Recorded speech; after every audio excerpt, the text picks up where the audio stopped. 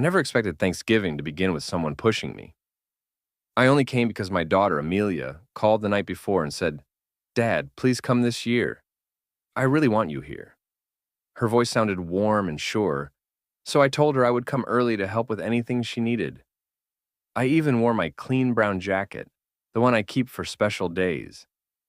When I reached her house, I felt a mix of joy and nervousness. I had not visited in a long time, and I wanted everything to go well. I held a small box of sweets I bought for her, her favorite coconut treats.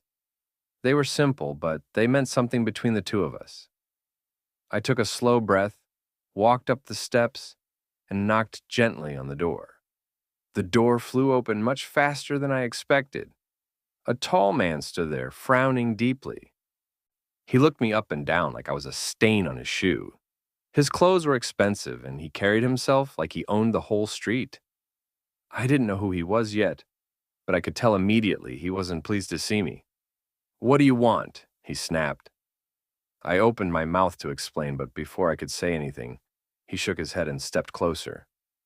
"Not today," he said sharply. "We don't need any old fools bothering us at the door." Then he pushed me, hard. I stumbled backward, my shoes scraping against the doorstep. The box of sweets flew out of my hand and hit the ground. I held on to the railing to keep myself from falling. For a moment, I didn't understand what had happened. My chest tightened, not from pain, but from shock. I had never been treated like that in my life. I tried to speak again, but the man raised his hand as if he was tired of seeing me. I said, "Leave. Go bother someone else." His voice was cold, loud, and full of something worse than anger, disgust. He truly believed I was nothing but a stranger wasting his time. Inside the house, I heard chairs move and voices stop. Someone must have heard the noise, because footsteps rushed toward the door. "Brandon, what was that?" Amelia's voice came fast and sharp.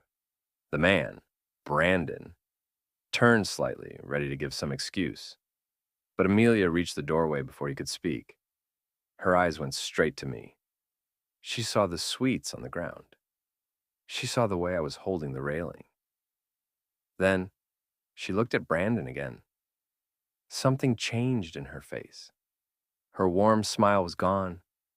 Her soft look vanished. The calm daughter I knew, gentle, patient, always polite, was not standing there anymore. Her voice was low, steady, and nothing like I had ever heard from her. "You're finished." The entire room behind her fell silent.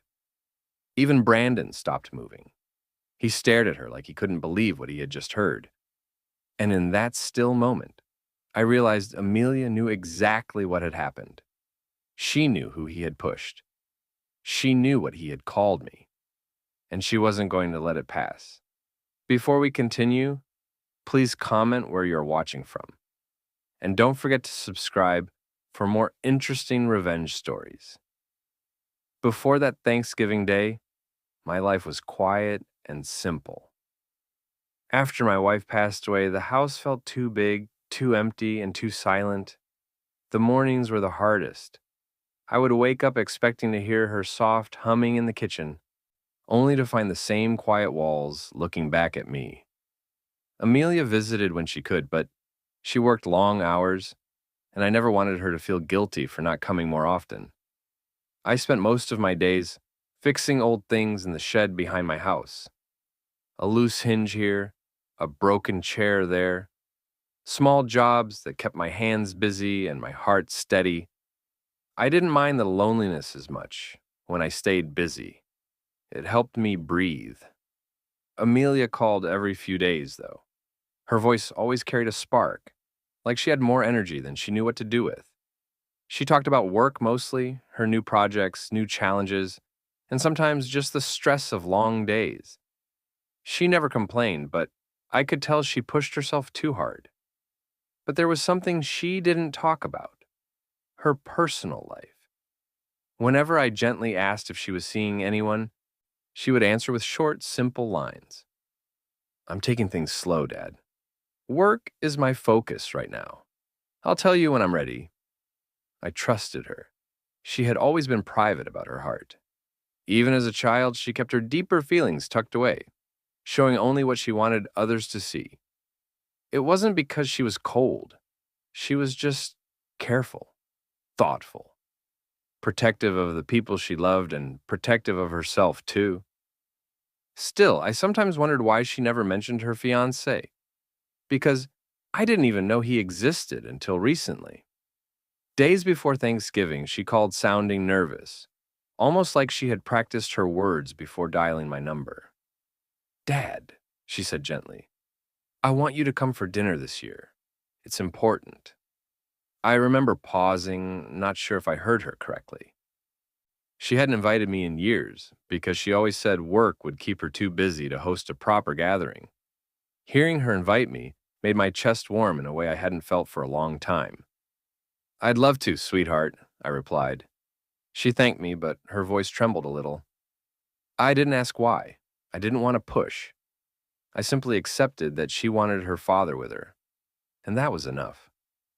What I did not know was that Amelia had been keeping me away from certain people, not because she was ashamed of me, but because she was afraid someone might speak to me with disrespect.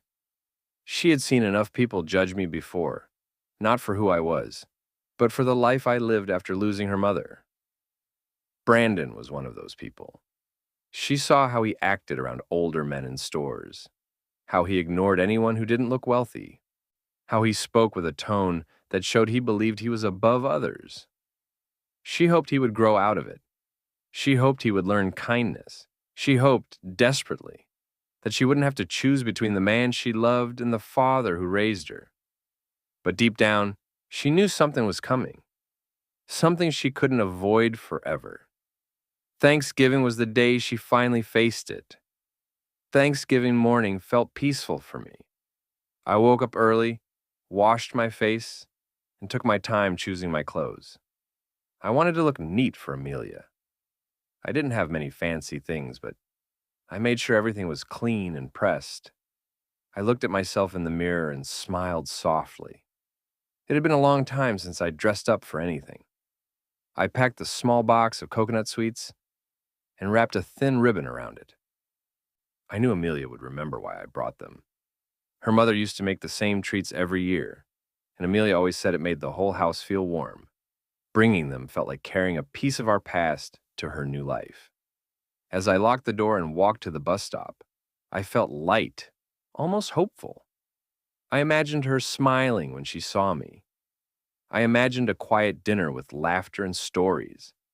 I had no idea what was waiting for me. While I was making my way there, Amelia was inside her house trying to keep things calm. Guests were arriving, filling the house with voices and movement. Everyone seemed excited, but Amelia couldn't relax. Brandon had been snapping at small things since morning. Where to put the plates, how loud the music was, even how much seasoning she used. His complaints seemed endless. Please, just try to be polite today, she told him for the third time. Brandon rolled his eyes. I am polite. People should stop bothering me. Amelia didn't answer. She didn't want to fight in front of guests. She walked back to the kitchen and checked the clock again. Her father should arrive soon. She felt her heart pick up speed. She hoped everything would go well, even though she had seen signs of Brandon's attitude for months. She knew how easily he grew annoyed, especially with strangers at the door. At that very moment, I reached her front steps. I didn't want to look impatient, so I knocked once and stepped back. I held the sweets close, smiling at the sound of laughter from inside. It made me happy to hear my daughter hosting people so warmly. Inside, Brandon heard the knock and groaned. Seriously? Why are people still showing up? We don't need more guests. He didn't wait for Amelia to answer. He walked to the door with an annoyed sigh, brushing off his shirt, as if the person outside would waste his time. From where Amelia stood, she could only hear his heavy footsteps and the slight irritation in his breathing. I stood calmly on the porch, straightening my jacket. When the door opened, I raised my hand slightly, ready to greet whoever answered. But the second Brandon saw me, his face twisted with irritation. He didn't even give me a chance to speak. You again? I told these people to stop coming, he muttered to himself. I blinked, confused by his words. Before I could explain, he stepped closer, looking at me like I didn't belong anywhere near the house. What now? He said sharply. We're not buying anything. Leave. I tried to speak, but he cut me off. Old fool, he added under his breath. At that moment, Amelia, hearing the change in his tone, began walking toward the door. She didn't know yet how badly things had already gone. By the time Amelia reached the front door, the tension in the air was thick. She saw me standing on the porch, holding the small box of sweets I'd carefully wrapped. My jacket was slightly wrinkled from Brandon's push, and I held onto the railing, trying to steady myself. She noticed the surprise and worry in my eyes, and something inside her snapped. Brandon, she said, her voice firm and controlled, but carrying a weight that made him pause. He turned to face her, his confident smile fading slightly. Amelia, it's not what it looks. It's exactly what it looks like, she interrupted, stepping closer. She placed a hand gently on my arm, helping me stay steady. This is my father. You will treat him with respect. Brandon's eyes flickered, a mix of surprise and irritation. He opened his mouth trying to speak, but she didn't give him a chance. Her voice dropped lower, colder, sharper. You have insulted him, pushed him, and called him names. That is not acceptable. Ever. I could hardly speak. I had lived all these years quietly, never wanting conflict, never wanting to make my daughter uncomfortable. But seeing her stand up for me like this filled me with a strange mixture of pride and relief. She wasn't angry in a reckless way. She was precise, controlled, and serious. Brandon's face turned red. He tried to straighten his posture, trying to recover his authority. No, Amelia said firmly. You were wrong, and you will not treat him or anyone else like this in my house. Guests who had been quietly entering the house were now staring. Some whispered, some widened their eyes in surprise. Amelia had always been quiet, polite, and gentle, but now they saw a side of her few people ever witnessed, a side that demanded respect and justice. I finally found my voice, soft but clear. Amelia, I don't want trouble. She shook her head and smiled faintly at me as if to say, It's okay, Dad. You don't have to say anything. I've got this. Her calm authority made me feel lighter than I had in years. Brandon's lips pressed together tightly. He realized the power shift. No longer was he the one in control. Amelia had quietly and completely taken charge of the situation, protecting her father without raising her voice too much, but making it impossible to ignore the seriousness of what had just happened. I stepped forward slightly, holding the box of sweets. Amelia guided me inside. Guests murmured in admiration and curiosity, sensing the tension in the room. Brandon stayed by the door, unsure what to do next, realizing for the first time that Amelia would not tolerate any disrespect toward her family. For the first time that day, I felt safe. Safe, because my daughter, who had grown into such a strong, courageous woman, had made it clear that she would not let anyone treat the people she loved with cruelty. Amelia looked back at Brandon once more. Her gaze was calm, yet it carried a warning. Remember this, she said softly. We do not accept disrespect in this house. Brandon didn't respond. He only nodded stiffly, realizing that the gentle girl he thought he knew had become someone unyielding when protecting what mattered most. I followed Amelia further inside, holding onto the warmth of her hand, feeling the relief and love that had been missing from our lives for far too long. Once I was inside, the room felt warmer, but the tension had not gone away. Guests whispered among themselves, trying to understand the sudden change at the doorway. Brandon stood stiffly near the door, unsure what to do. He had expected everything to go smoothly, with Amelia silently agreeing to his rules. He hadn't counted on her courage, or her love for her father. Amelia led me to the living room, placing the box of sweets on the table. I smiled faintly at her, my heart swelling with gratitude. She had always been careful with words, but now every word she spoke carried strength and protection.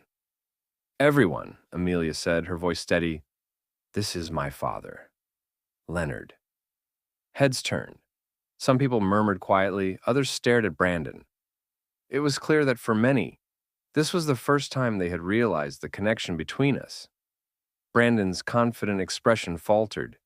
He opened his mouth to speak, but no words came out. "You need to understand something," Amelia continued, looking directly at him. "Disrespecting my family or anyone in this house is not acceptable. I will not tolerate it. Ever." Brandon shifted uncomfortably. He tried to explain himself, but the polite murmurs and disapproving eyes of the guests made it impossible. For the first time, he was not in control. The pride he had worn like armor crumbled slowly, and he realized how his arrogance had led him to humiliate someone he barely knew, and who mattered more than he could understand. I took a small breath. "I came here because Amelia asked me to. I did not come to cause trouble. I only wanted to share this day with my daughter." Guests nodded, showing support. Some quietly congratulated Amelia for standing up for her father. Brandon looked around, his face pale. The power he thought he held in the house had vanished, replaced by respect, dignity, and truth. Amelia turned to him one last time, her voice calm but firm. "You can choose to stay and learn respect, or you can leave. But know this, the moment you hurt my family again, there will be consequences. No excuses." Brandon swallowed hard, finally understanding that Amelia was serious. He nodded silently, defeated. He had been confronted with more than words. He had been shown the kind of love, courage, and loyalty that could not be bought or commanded. I watched Amelia with pride. She had grown into a woman who could stand firm, protect her loved ones, and demand what was right without raising her voice too loudly. I felt lighter than I had in years. For the first time, I understood that respect and love were stronger than fear or arrogance. The room gradually relaxed. Brandon stayed near the door, subdued. Guests returned to their conversations, but a new awareness hung in the air. Respect mattered, and it began with the people we care about most. Amelia smiled at me gently. "Come on, Dad, let's sit down. It's Thanksgiving, and we have food, laughter, and stories waiting for us. Nothing else matters today." I followed her to the table, my heart full. The fear and tension of the morning had vanished, replaced with something far more valuable: family, truth, and the unshakable bond between a father and his daughter. For the first time that day, I truly felt at home. Thanks for watching, and don't forget to subscribe for more interesting revenge stories.